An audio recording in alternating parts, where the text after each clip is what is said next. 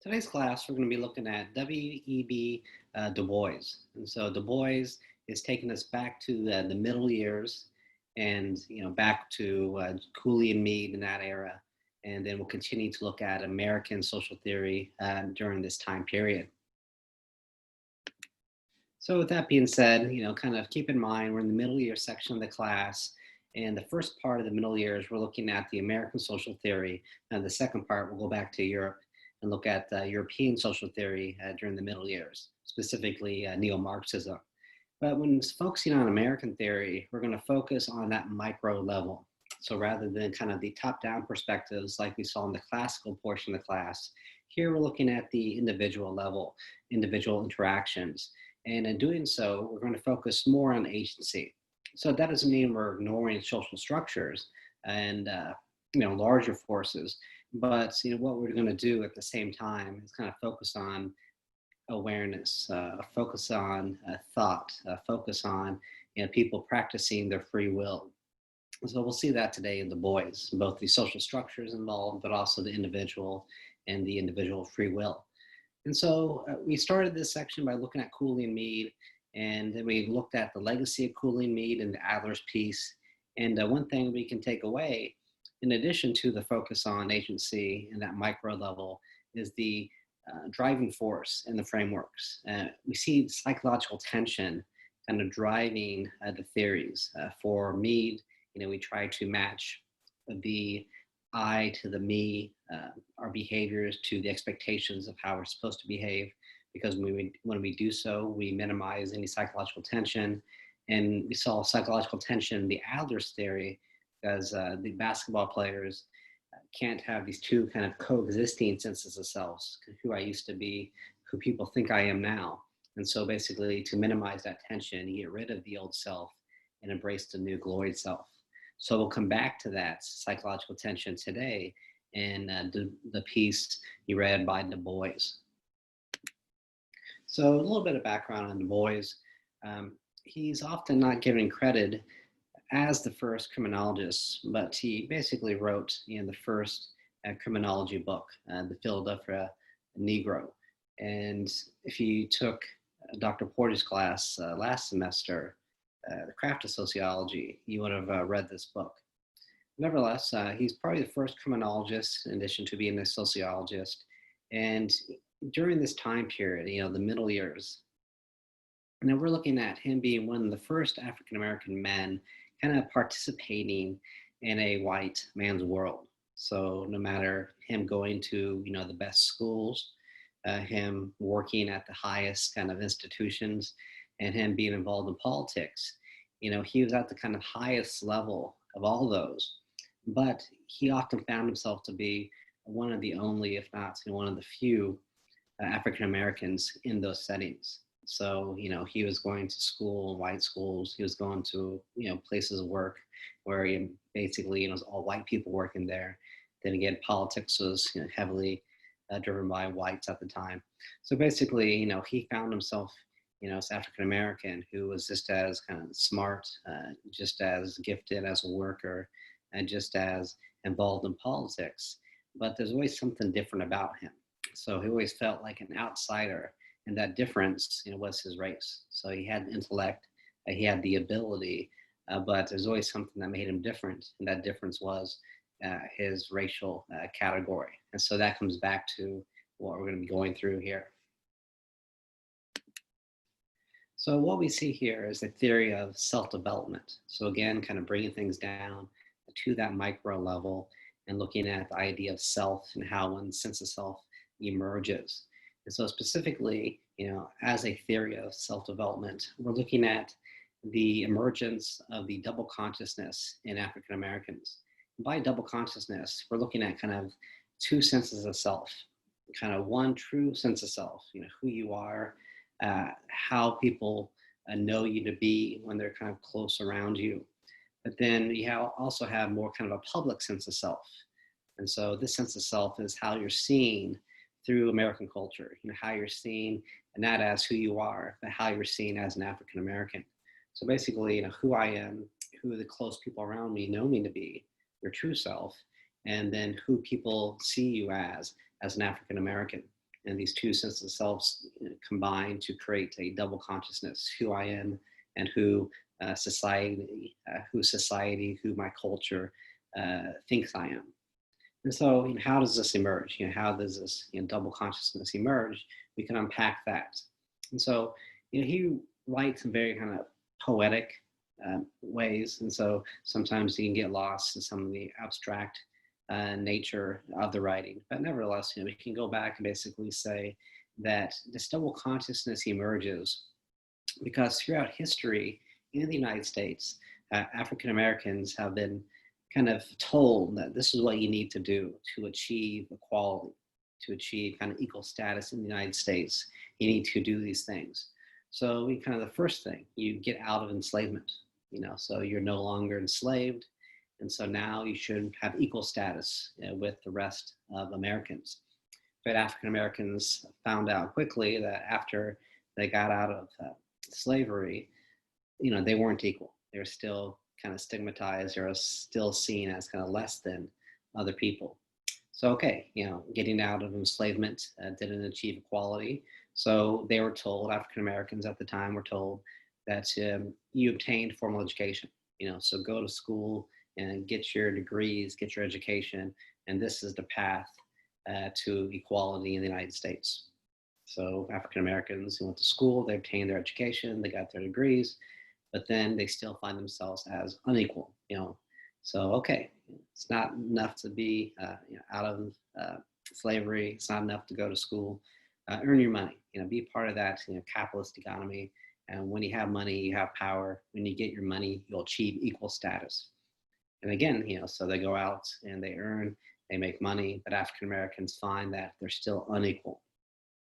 And so, organize, vote, and change, the way of the world through participating politically. And so, African Americans, earned the right to vote. They fought for it, and they practiced that right. But again, they still found themselves to be unequal. So, they're doing everything that they were told to do if they wanted to achieve equality. But even though they jumped through all the hoops, did what they were told to do, they still didn't achieve that equal status. So Du Bois says, we're doing everything we need to do. If you look at it in terms of Weber, Weber says, you need class. And so African Americans, got money, they got class. You need party. And so they organized politically. They practiced the right to vote. And so there's one thing about them that's holding them back. It wasn't their class, it wasn't their party.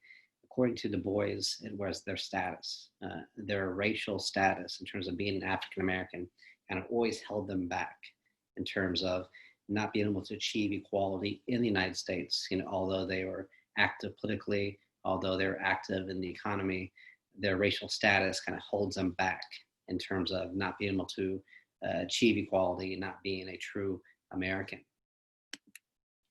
And so here we start to see, in addition to kind of bringing in a little bit of Weber, we can see how Du Bois incorporates other classical theorists as well as some of the Cooley and Mead ideas that we talked about.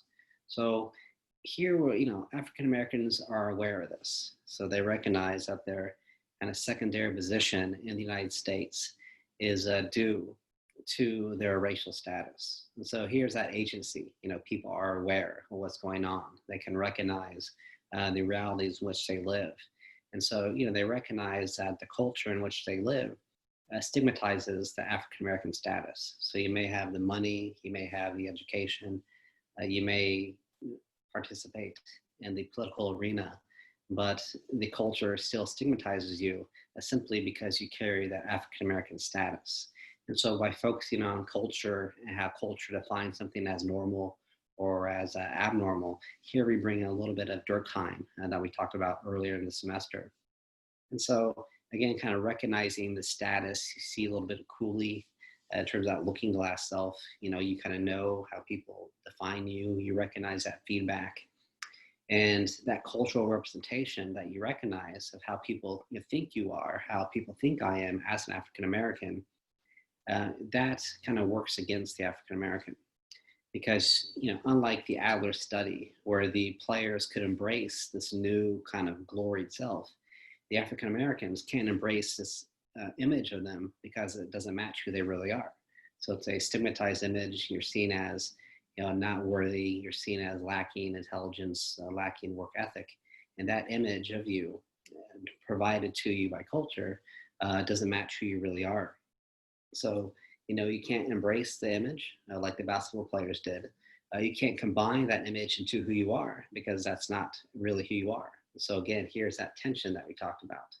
And so, basically to minimize that tension, you kind of have this second consciousness. You know who you really are in your kind of private life, your private worlds.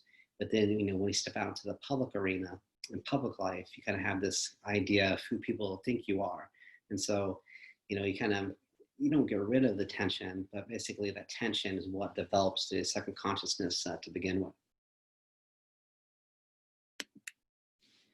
And so we can go back to the third classical theorist that we talked about and bring in Marx to the conversation. So we saw Weber with the distinction among class, status, and party. We saw Durkheim with the focus on culture and how culture defines something as normal or as deviant. And here we can recognize that the cultural representation of African Americans, that kind of negative portrayal, is a product of power. And this goes into Marx in terms of ideology. Those who control the modes of production also control the ways of thinking. And so, it's, the whites, writing the newspaper stories, writing the narratives and the literature that are kind of creating this image, culturally speaking, of African Americans. So in other words, if African Americans were controlling the press, were controlling the literature, the portrayals would be much different of themselves compared to when whites kind of controlled the images and the kind of popular culture of African Americans. So the representation is not based off of reality, but it's based off a power imbalance where the whites controlled the means of production, thus they controlled the images of African Americans at that time. And so this double consciousness, has disadvantages. You have a divided sense of self. You can't, people don't see you for who you really are, but they see you through that racialized lens. And so, it's a disadvantage in that sense. You have these two senses of self. You have that double consciousness that whites don't carry around with them. But Du Bois says there is an advantage to this as well. He says there's an advantage because when you get that second consciousness, you get a second sight. You get kind of a special insight into injustice, into inequalities that, if you don't go through it yourself, sometimes you can't really understand certain ways of the world. So when you face injustice, when you experience inequality, you can see that much easier compared to those who've never gone through the obstacles, who never had the experiences. So the second sight is an advantage when you have the double consciousness, but the double consciousness itself is kind of a disadvantage because you always have to carry that extra luggage around with you, psychologically speaking. And so going back to the why, that driving force, the development of the second self is a product of that tension. But when you kind of get that second self and you kind of recognize that's how people see me, but this is who I really am, you kind of have that minimization of tension. At the same time, when tension is responsible for the second self to begin with. So kind of taking all that in mind, I'll briefly touch on the third in-class assignment. So basically here, I'm asking you to go back to Weber and look at Weber with reference to Du Bois. And so basically Du Bois says, of the three dimensions, class, status, and party, one of the three is most responsible for holding African Americans back in terms of achieving equal status. So of those three, select one and then explain your choice. So of the three, which is most responsible for putting African Americans in this kind of secondary status, and then explain your choice, why you selected class, status, or why you selected party. So I'll leave that there for today. And what we'll be doing now is kind of moving forward again in the middle years and kind of concentrating on our first book of the semester, looking at Veblen's Theory of the Leisure Class. So I'll leave that there for today, and I'll see you next time.